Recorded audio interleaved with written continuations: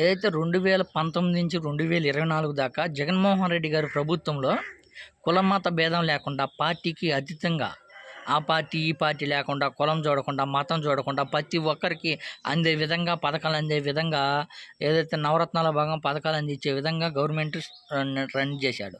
అద్భుతం అంటే అద్భుతమే సృష్టించాడని చెప్పుకోవచ్చు.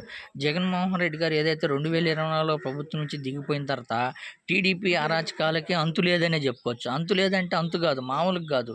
అసలు సొంత నాయకులే, టీడీపీ నాయకులే రెచ్చగొట్టే విధంగా రెచ్చగొట్టేసి వైసీపీ పార్టీకి సపోర్ట్ చేసిన కార్యకర్తల మీద రౌడీ చేయండి, వాళ్ళ ఆస్తులను ధ్వంసం చేయండి అనే విధంగా రెచ్చగొడుతున్నారనే చెప్పుకోవచ్చు. గతంలో మొన్న ఏదైతే అయ్యన్న పాత్రుడు కానీ వాలంటీర్స్ని గతంలో ఏదైతే వైసీపీ పార్టీకి చేసిన వాలంటీర్స్ని కానీ ఎక్స్తో పోల్చి మిమ్మల్ని ఊరికే వదిలిపెట్టము, దారుణంగా ఇది చేస్తామనే విధంగా హెచ్చరికలతో హెచ్చరించారు. తర్వాత ఇప్పుడు అచ్చెన్నాయుడు అయితే మామూలుగా కాదు. ఇప్పుడు ప్రభుత్వ కార్యకర్తలు, టీడీపీ కార్యకర్తలు ఎవరికి భయపడాల్సిన అవసరం లేదు, ఎవరిని వదిలిపెట్టే ప్రసక్తే లేదు. మన ప్రభుత్వం వచ్చింది, మన ప్రభుత్వంలో ఎవరికి భయపడాల్సిన అవసరం లేదు.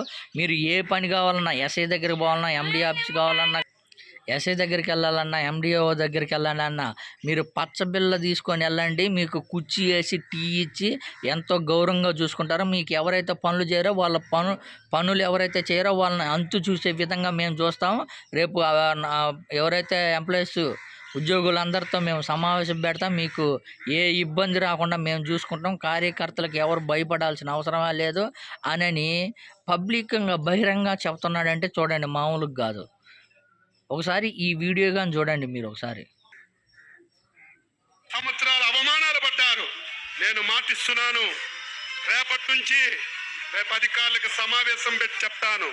రేపటి నుంచి ప్రతి కార్యకర్త ఎస్ఐ దగ్గరికి వెళ్ళినా, ఎంఆర్ఓ దగ్గరికి వెళ్ళినా, ఎండిఓ దగ్గరికి వెళ్ళినా, ఏ ఆఫీస్కి వెళ్ళినా మీరు పసుపు బిల్ల పెట్టుకొని వెళ్ళండి.